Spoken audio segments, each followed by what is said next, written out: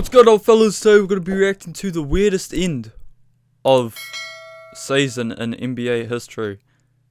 The weirdest end of season in NBA history. Yeah, anyway, let's give it a gaze. We just saw the weirdest end to the season we've Ready ever to go be a seen. menace Fights to are the breaking bloody out left and right, even between teammates. Guys are playing world, 83 man. games. Players are breaking their hand punching. McDaniels, Pritchard is dropping a triple can't wait. double. We Guys played that them look today. Like this are dropping 42. The oldest player in the league is Kenneth. dropping 24. Guys named Julian Champagny and Landell Wigington are averaging 20 a game. Thanasis Antetokounmpo is outscoring his brother. NBA players are going at it on Twitter. We even just saw the fastest foul in NBA history. What is going on? Last summer, the Timberwolves decided to give up one of the craziest packages we've ever seen for a three-time Defensive Player of the Year, Rudy Gobert. It was an extremely questionable fit, an egregious trade, but still the expectations were pretty high. And well, this season hasn't gone quite as planned. To close the year, they were fighting to stay out of the play-in, and that seemed to have caused some tension. Let's get ready to rumble!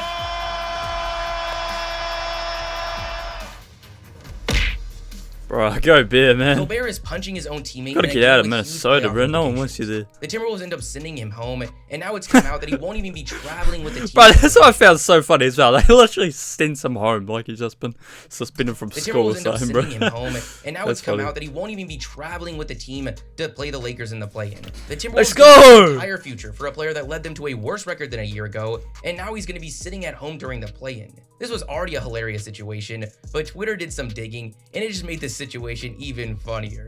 Before the season, one of the biggest stories in basketball was Draymond Green punching his own teammate. Insecurity is always loud. On the same day the video hit Twitter, Rudy Gobert decides to tweet out, "Insecurity is always loud." Obviously subtweeting Draymond Green. And well, last night, Gobert's punch is all over Twitter, and Draymond Green just couldn't help himself, firing off a tweet saying, "Insecurity Got him! is always loud." The NBA truly is the greatest reality show on the planet. Then we see another Timberwolves player take out his frustration with a punch. This time it's Jaden McDaniels punching a wall. He ends up injuring his hand. This team is a disaster right now. And Bro, just these when we thought we teams saw down it all, bad, we have more bro. teammates fighting each other. The Clippers had a lot riding on the last And few the games of Clippers, season. man. A couple bad games. And This they is could be why in the Lakers play-in. is the best pressure team in the was NBA, on, bro. following a No fast record on problems defense. ever. Mason Plumlee, someone who takes pride on that end of the floor, gets into it with Bones Highland. Now, something to take Plumlee into had a team consideration with this tantrum. scuffle is that these two barely know each other. They've only been teammates for a couple months. They were both new additions at the trade deadline. With Paul George's health being a question mark coming into the playoffs, the Clippers just can't afford for the team chemistry to be this See, off. Bones There's is been nice, tension though. across the Plumlee's just entire Western useless. Conference, and it's blatantly clear why. I mean, Right he now, just scores, 3 but- games separate the 3rd seed from the 9th seed. No one's been able to feel comfortable. For teams like the Mavericks and Thunder, it felt like the playoffs started weeks ago. For those two teams, it came down to the wire for the last play-in spot in the Western Conference. Every game that went by, the scenario was completely changing. The Mavericks went into their game Friday night against the Bulls, still having a chance to make the play-in. All they needed was to win the next 2 games and have the Thunder fall to the Grizzlies a couple And they days later. subbed their... The line opened with them as massive favorites. The Bulls already had their play-in position locked, and losing meant nothing to them with their first-round pick going to Orlando. But then in a matter of minutes, the line completely changes. It's now a pick'em. What is going on? Then we see it. Luka Doncic is only going to be playing the first quarter against the Bulls. Oh, and everyone else who's somewhat competent won't even play. The game was closer than they wanted, but they still managed to lose that game. They then closed out the season with another loss to the Spurs. Now, why did they give up on their so season? weird. Well, it just might have saved their future. See, New York has the Mavericks first rounder this season from the Kristaps Porzingis trade, but there's a top 10 protection. They win those final 2 games, they go into the lottery tied for the 11th best odds at best. The only way they're keeping their pick is if they somehow get inside the top 4. They lose those games, now they're at the 10th spot, meaning as long as the 4 teams behind them don't jump all the way to the top 4, they're going to be keeping their pick. In retrospect, it was a brilliant move. The Thunder won out. They could not have made the play-in. Everyone was talking about this situation. The team that was in the Western Conference Finals last season, a team that traded for superstar point guard Kyrie Irving at the deadline, collapsed and just decided to give up and look to the draft. Mark It was too Cuban much to ignore, and the masterclass, NBA boys. released a statement saying they launched an investigation into the Mavericks roster decisions, game conduct, and motivations behind the Mavs-Bulls game. Okay, I get it. You don't want to see tanking. That's why you put the play-in in. That's why we have these new lottery odds. But the Mavericks are far from the only team doing this. In fact, this is nothing compared to some teams. See, when you have a prospect that is 7'4", lightning quick, and has handles like a guard, a guy that can put back dunk his own 3-pointer, teams That was do some crazy. crazy I've things to seen get their that. hands on him. Suddenly, Damn. everyone on the roster is questionable with Wembanytis.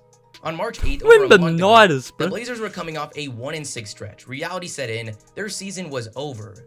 Now, while the playoffs weren't Poor in the Dame, man. picture, Free Dame. they were far from securing a top pick in the draft. So they decided to shut down everyone, and I really mean everyone. Lillard, Simons, Nurkic, Cam Reddish, and Keon Johnson were apparently too good and even hit the bench. The rotation was flooded with 10-day contracts. They decided to let their rookie Shaedon Sharpe run the show. He went off, but even he was too good and got benched for one of the last games. In a recent game against the Spurs, they put out a lineup of John Butler Jr., Trendon Watford, Drew Eubanks, Skylar Mays, Wait, is that Shaq Harrison guy? The guy that's just recently signed with the Lakers, like today? Jonathan Or like Williams, 2 days ago? Justin Minaya, Jabari Walker, Shaquille Harrison, and Kevin Knox. Yeah. Quite possibly the worst lineup the league has ever Late seen. show, baby. They were just signing the worst players they could think of that still had an agent they could call. The Mavericks gave up a couple games. The Blazers gave up nearly a month, and it worked. They went 2-15 to close the season and now sit with the 5th best lottery odds. They're going to have an 11% chance at landing Wembanyama. Teams like the Utah Jazz were a little later to the party, but they joined in. By the end of the year, they just sat back and let former NBA bust Chris Dunn lead this team. They were letting Talen Horton-Tucker just chuck up shots, averaging 23 a game on gross efficiency. Rookie Agbaji was doing whatever he wanted. We had names like Simone Fadaccio, Johnny Juzang, and Micah Porter out there. In this wild final lottery push, we've had a guy named Jay Scrubb taking the court for Orlando. Gabe York is taking the court in Indiana. A certified bust, Johnny Davis, is getting 36 minutes in Washington. Jay Huff is rounding out their rotation. Jay Huff! Some guard named Jalen Green is playing in Houston. What's he been San doing? Antonio's Who's up being the led by J some League dudes Lakers? named Julian Champagny and Sandro Mamukela-Shabili. I think that's as close as I'm going to get with those names. Now, Julian's been kind of going off. He's averaging 20 points, shooting 45% from 3. One of the many guys turning heads in the last couple weeks. It's not just teams in the lottery that are putting out weird lineups. We've gotten to the point where teams are just not taking chances. If winning or losing doesn't mean anything, rotations are flipping on their head. Now, it's not quite to the level of these lottery teams, but take, let's say, the Knicks. Julius Randle goes down with an ankle injury, but their playoff position was relatively comfortable. Suddenly, we're seeing things like Jalen Brunson out with right hand maintenance. Now, this actually ended up giving us and the league an opportunity to see something from the Knicks that completely changes the outlook of not only their future, but potentially their chances in the playoffs.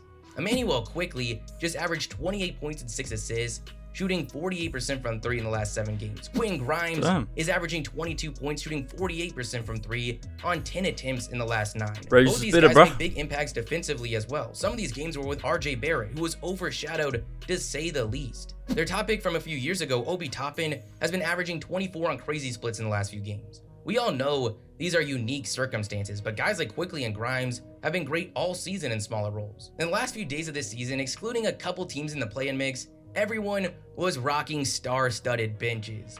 The Miami Heat's Udonis Haslem is the oldest player in the league. He's practically a coach at this point. In 2018, he scored 8 points on the season. 3 years later, in 2021, he played 3 minutes the entire year. The other day, he led the Heat to victory over the Magic, scoring 24 points, even knocking down 3 threes. We are truly in an alternate universe. What a way to go out. That was potentially Good on him, final man. on-court action. You love to see The it. Grizzlies ended the year against the Thunder by giving Summer League sensation the bowling ball Kenneth Lofton 40 minutes. Bro, they He called goes him out there bowling ball. and drops 42 points and 14 rebounds. Sit down Jason Tatum and Jaylen Brown. There is a new duo in Boston, Peyton Pritchard and Sam Hauser. In the final 2 games, they combined to average 52 points, shooting 54% from 3, taking 25 attempts a game. Hey, that's 21, 22 Reeves and Malik Monk vibes, boy. You already know. 6'1" of Peyton Pritchard Yeah. is dropping triple doubles. He put up 30 points, 14 rebounds, and 11 assists in a win against the Hawks. Literally just a Lindell warm-up Wigginton, version of He's Austin averaging Reeves. 21 points this week for the best team in the league. We've seen some weird final stretches, but this season Fuck is something taking the best in cake. the league. Anyway, cheers for watching, fellas. Catch you next time.